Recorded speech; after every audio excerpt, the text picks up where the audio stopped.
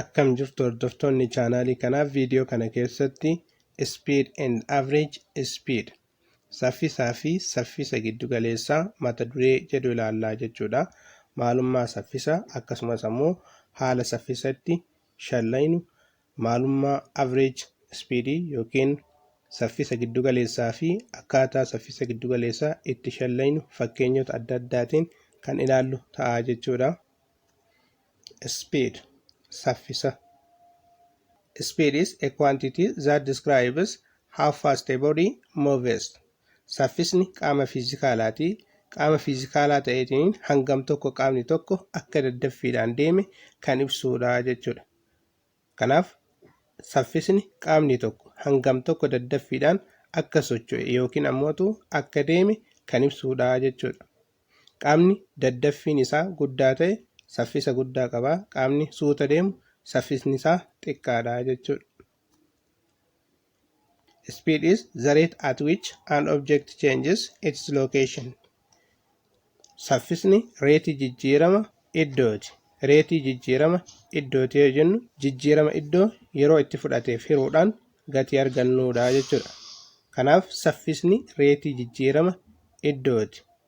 Qaamni tokko iddoo isaa yeroo murtaa'aa ta'e keessatti si'a jijjiiru saffisaan socho'aa jira jechuudha. Kanaaf jijjiirama iddoo sana fageenya jijjiirama iddoo yookiin fageenya qaamichi deeme sana yeroodhaaf hiruudhaan gatiin argannu saffisaa jechuudha. Like distance, speed is a scalar quantity because it has a magnitude but no direction. Akkuma fageenyaa saffisnis kaldhabeedha. Sababni isaatis saffisni hamma qofaan ibsama. Directioniin alaa jechuudha. Kanaaf saffisni hamma qofaan ibsamuu danda'a jechuudha. Kanaaf iskaalaariidha yookiin ammoo kaldhabeedha jechuudha. Fageenyi qaama fiizikaalaa kallattii malee ibsamuudha. Hamma qofaan ibsamuudha. Kanaaf kaldhabeedha. Akkasumas saffisni qaama fiizikaalaa kallattii malee hamma qofaan ibsamuudha. Kanaaf iskaalaariidha yookiin ammoo kaldhabeedha jechuudha. Its symbol is V. Iddo bu'een speedii yookiin saffisaa qubee V'dha jechuudha. Qubee V xiyya mataarraa hin qabnedha jechuudha. In other words, speed is the distance covered by a moving body per unit time.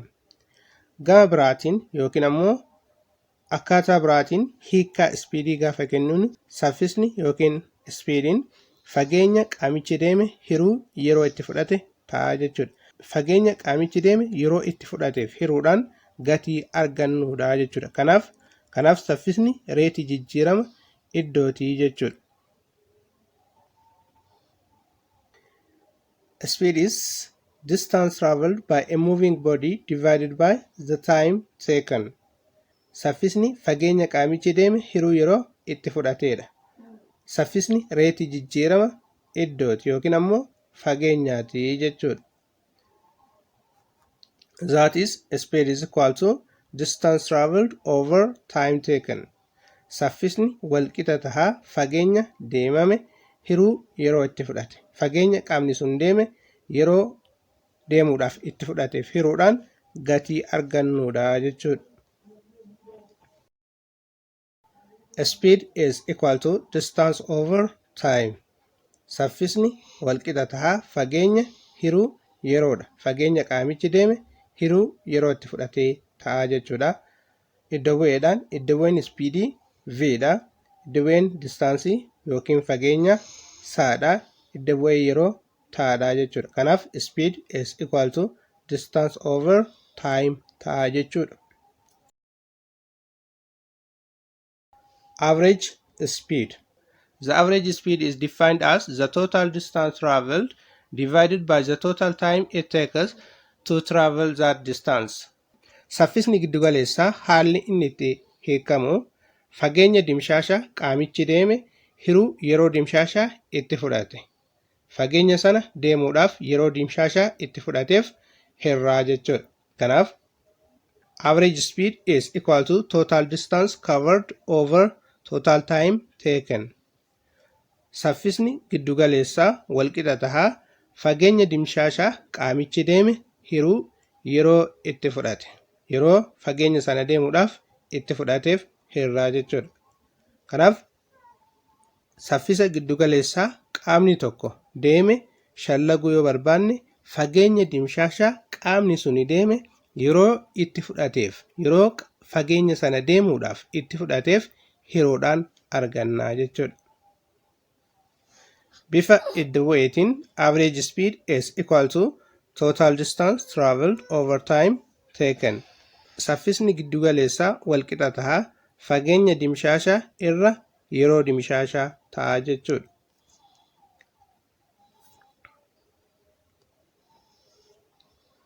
Multiple choice questions part 2 multiple choice questions 10 questions. Inni kun gaaffilee filannootii jechuudha. Gaaffiiwwan 10 of keessaa qabaa jechuudha. Choose the best answer. Deebii sirrii ta'e filadhu. The first one, which of the following is a scalar quantity? Kanneen armaan gadii keessaa qaamni fiizikaalaa kaldhabee ta'e kami? A. Velocity, B. Displacement, C. Speed, D. Acceleration. Isaan kanneen keessaa kan kaldhabee ta'e kami? A irra kan jiru velocity ariitii, B irra kan jiru displacement qaxxaamura, C irra kan jiru speed saffisa, D irra kan jiru acceleration guula. Isaan kanneen keessaa velocitiin kalqabeedha, hammaa fi kallattii wajjin ibsamaa jechuudha. Ariitiin reetii jijjiirama iddoo kallattii murtaa'aa irratti taasifameedha. Displacementiin qaxxaamuraa jijjiirama iddoo qaamni tokko kallattii murtaa'aan taasiseedha. Kanaaf ariitii fi qaxxaamurri kalqabeedha jechuudha. Speed saffisni kallattii malee ibsamaa, hamma qofaan ibsamaa jechuudha. Kanaaf inni kun kaldhabeedha. Deebiin kenna caa ta'a jechuudha.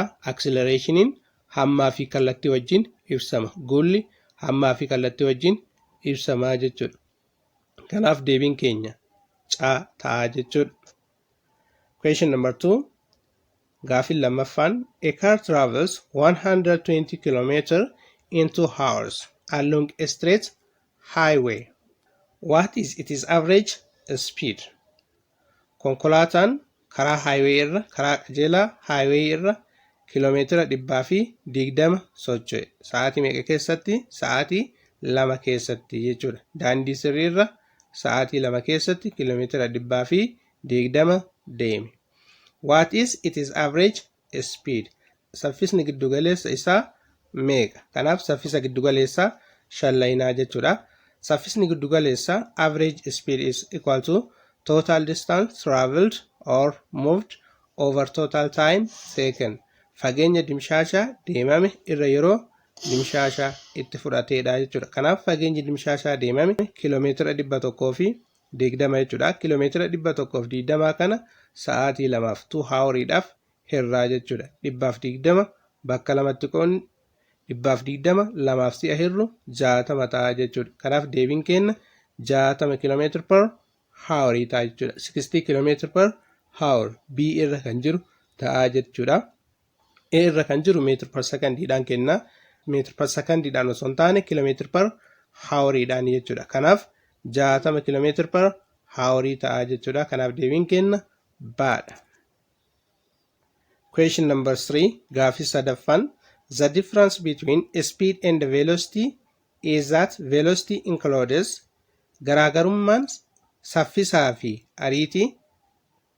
ariitiin maal fa'aa of keessaa qaba? A. Magnitude only, B.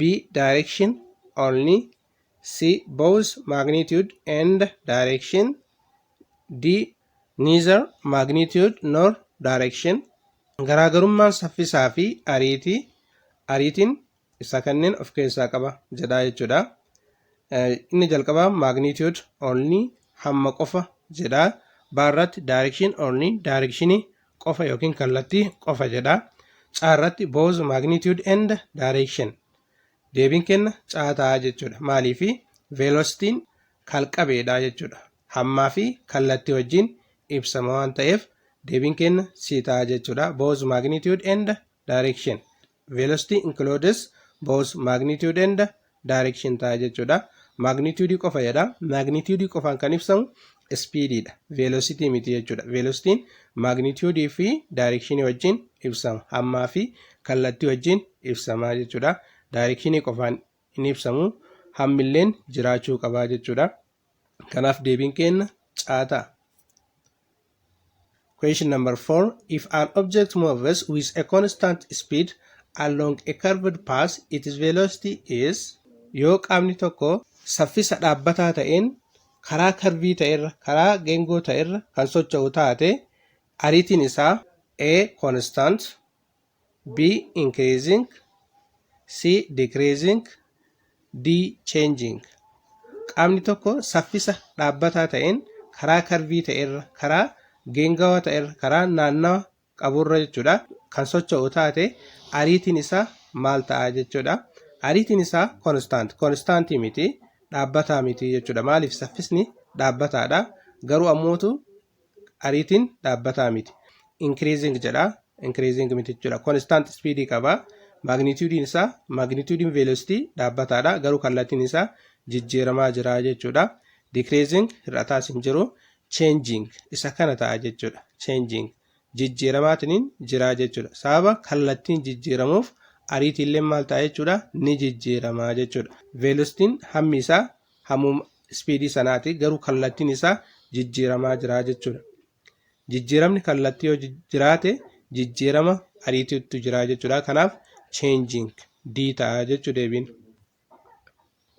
Question number 5. A student runs once around a circular track of circumference 300 meters in 75 seconds. Their average speed is. Barataan fiigaa jiru tokko circular track irra yookiin ammoo trackii geengawaa ta'erra, daandii geengawaa ta'erra kan naannawni isaa meetira 300 ta'erra sekondii 75 keessatti fiige. Saffisni giddugaleessa isaa maal ta'a? A 0 meter per second, B 4 meter per second, C 25 meter per second, D 22,500 meter per second. Kanaaf circumferencein yookiin ammoo naannawni geengoo karaan namichi deeme jechuudha. Fageenyi inni deeme meetira 300, yeroon itti fudhate sekondii 75 jechuudha. Kan barbaannu average speed saffisa giddugaleessaati jechuudha. Saffisni giddugaleessaa fageenya dimshaashaa qaamichi deeme yookiin barataan kun fiige. Circumferenceidha yookiin naannawa geengoo sanaa jechuudha. Fageenyi dimshaashaa innis meetira 300 hiruu yeroo dimshaashaa itti fudhate. Yeroo dimshaashaa fageenya kana xumuruudhaaf itti fudhate sekondii 75 jechuudha. Kanaaf meetira 300 sekondii 75f hirraa jechuudha. 300 hiruu 75 4 ta'a jechuudha. Kanaaf meetira per secondii 4 baan deebii ta'a jechuudha. Question number 6. Gaaffii jaaffaa. Which situation describes an object with zero average speed but non-zero average velocity? Haalota armaan gadii kana keessaa haalli saffisni giddugaleessaa 0 itti ta'u garuu ammootu ariitiin giddugaleessaa 0 itti hin taane isa kamii jedha. A car returning to its starting point. Konkolaataa iddoo jalqaba irraa ka'etti deebi'u. Kana jechuun haala itti average speediin 0 ta'u garuu ammootu average velocitiin 0 itti hin taane. Saffisni giddugaleessaa 0 ta'eetiin akkasuma ammoo ariitiin giddugaleessaa 0 hin taane jedha jechuudha. As keessatti saffisni giddugaleessaa 0 miti. Qaamichi iddoo tokkorraa ka'eetiin yookiin konkolaataan kun iddoo jalqabaarraa ka'eetiin iddoo sanatti gaafa deebi'u velocitiin isaa yookiin ariitiin isaa 0dha. Garuu ammootu saffisni giddugaleessa isaa 0 miti jechuudha. Sababni isaa saffisni giddugaleessaa fageenya dimshaashaa qaamichi deeme hiruu yeroo itti fudhateef waan ta'uuf fageenyi qaamichi deeme 0 ta'uu waan hin dandeenyeef jechuudha. A parked car. Konkolaataa parked ta'e yookiin ammootu hin socho'in kan iddoo itti dhaabaterra jiru jechuudha.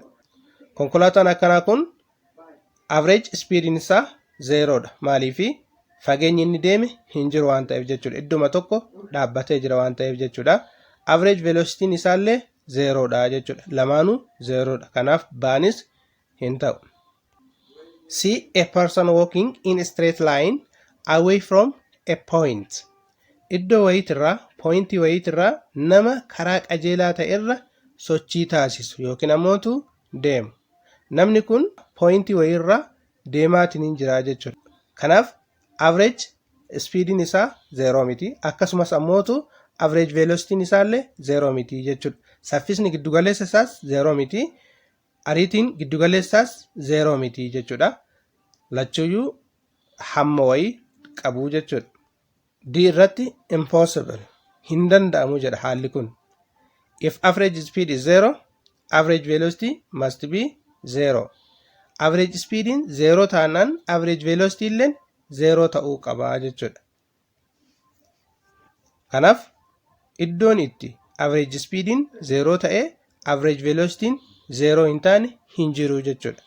Bakki itti saffisni giddugaleessaa 0 ta'ee ariitiin giddugaleessaa 0 itti hin taane hin jiru jechuudha. Kanaaf deebiin kenna daadha. Impossible isa jedhu kana ta'a jechuudha. Gaafiin torbaffaan question number 7 convert 72 km per hour into meter per second. Kiiloomeetira per haawarii yookiin sa'aatitti kiiloomeetira 72 gara meetira per sekondiitti jijjiire. Sekondiitti meetiraatti jijjiiri jedha jechuudha. 72 kiiloomeetira per haawarii kana gara meetira per sekondiitti jijjiirra jechuudha. Innis haala armaan gadii kanaan ta'a. 72 kiiloomeetira per haawariin meetira per sekondii meeqa ta'a? Isa kana meetira per sekondiitti jijjiiraa jedha jechuudha. Kana raawwachuudhaaf hariiroo kiiloomeetira per haawarii fi meetira per sekondii jidduu jiru beekuun barbaachisaadha jechuudha.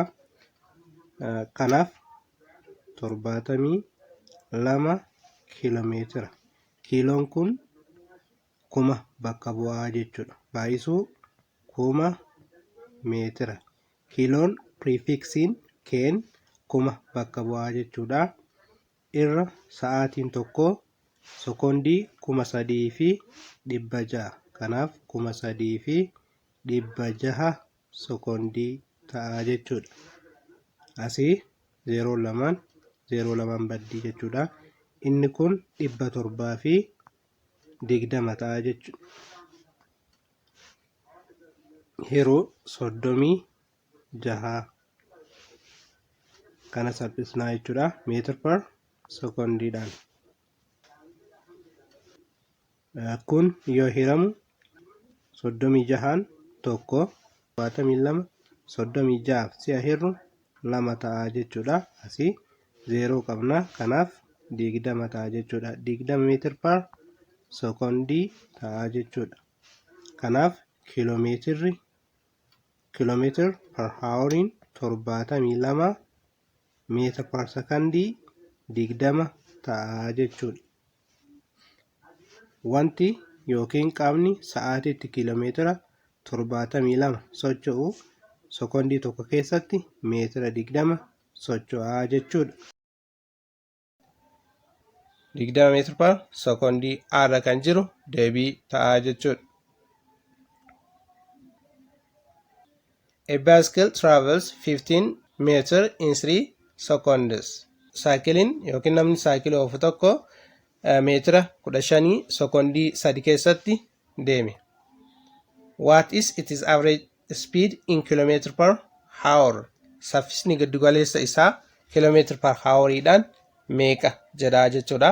Kanaaf jalqabatti saffisa giddugaleessaa qaama kanaa shallaynaa jechuudha. Saffisni giddugaleessa qaama kanaa fageenya dimshaashaa inni deeme meetira 15 hiruu yeroo dimshaasha itti fudhateef sekondii 3f hirraa jechuudha. 15 3f si'a hirru 5 ta'a jechuudha. 5 meetira per sekondii ta'a jechuudha. 5 meetira per sekondii kana gara kiiloomeetira per haawariitti jijjiirraa jechuudha. Totaaliin meetira 15 jechuudha. Yeroon itti fudhate time totaliin 3 seconds, sekondii 3 jechuudha. Kan nuti barbaannu average speed dha jechuudha. Average speed is equal to total distance over total time ta'a jechuudha. Kanaaf average speed is equal to total distance 15 meter divided by 3 seconds. Sekondii 3 jechuudha. Kanaaf 15 3 si'aayiru 5 ta'a jechuudha. Kanaaf average speediin yookiin saffisni dimshaashaa meetir per sekondii 5 jechuudha. Meetir per sekondii 5 kana gara kiiloomeetir per haawuriitti deebisuudhaan deebii keenyaa jechuudha. Kiiloomeetir per haawuriin tokko meetir per sekondii 10 jechuudha. Kiiloomeetir per haawuriin tokko meetir per sekondii 10 kanaaf meetir per sekondii 5 kiiloomeetir per haawurii meeqa ta'a? Deebii isa kana deebisnaa jechuudha. Kana gochuudhaaf iddoo mallattoo gaafii jijjiiramaa kaa'achuu dandeenya jechuudha. Fakkeenyaaf x gaafa kaa'anne isa kana mootu isa kanaan baay'isuu dandeenya jechuudha. Kanaaf xaa baay'isuu 10 meetir per sekondii walqixa tahaa 5 meetir per sekondii baay'isuu 1 kiiloomeetir per haawurii ta'a jechuudha. Asirraa xaa kophaatti hambisuudhaaf gama lamaaniinuu 36 10 sekond per meetiriidhaan baay'isnaa jechuudha. 10 meetir per sekondii baay'isuu 36 irra 10 sekondii irra meetira walqixa tahaa gama kanas haaluma saniin 5 meetir per sekondii baay'isuu 1 kiiloomeetir per haawurii baay'isuu isa kanaa jechuudha. 36 sekondii irra 10 meetira asii 36 sekondiidhaan badaa akkasumas 10 meetiraan badaa jechuudha. Gama kanaa meetiraan sekondiidhaan badaa jechuudha. Wanni hafu gamanaa xaattu hafaa jechuudha. Xaan walqixa tahaa 5 baay'isuu 36 kiiloomeetira irra 10 haawurii ta'a jechuudha. Irra haawurii ta'a 5 1 kun 5 2 jechuudha.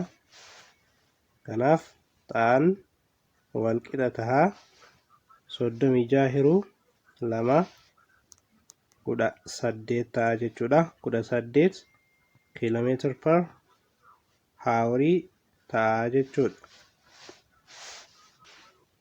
Kanaaf 5 meetir per sekondiin 18 kiiloomeetir per haawurii wajjin walqixa jechuudha.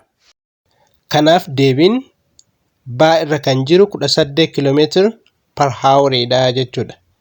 5 meetir per sekondiin gara kiiloomeetir per haawuriitti si'a jijjiiramu 18 kiiloomeetir per haawurii ta'a jechuudha. Question number 9, Gaaffii saglaffaan, on a distance time graph, what does the slope of the line represent? Giraafii fageenya gara yeroo irratti sloobiin isaa yookiin dhundhulli giraafii kanaa maal bakka bu'aa jedha jechuudha. A. Acceleration, B. Velocity, C. Speed, D. Distance. Deebiin sloobiin speedii bakka bu'aa jechuudha. Sloobiin distaansii time giraafii jechuudha. Fageenya gara yeroo, giraafii fageenya gara yeroo, sloobiin isaa yookiin dhundhulli isaa saffisa speedii bakka bu'aa jechuudha. Kanaaf deebiin keenya ta'a jechuudha. Question number 10, Gaaffii kurnaffaa, a truck travels from Addis Ababa to Adama 100 km east in 1 hour, then back to Mojo 30 km west in 0.5 hours. What is its average speed for the whole trip? Konkolaataan tokko Finfinnee irraa ka'uudhaan gara Adaamaa kiiloomeetira 100 gara bahaatti sa'aatii tokko keessatti deeme.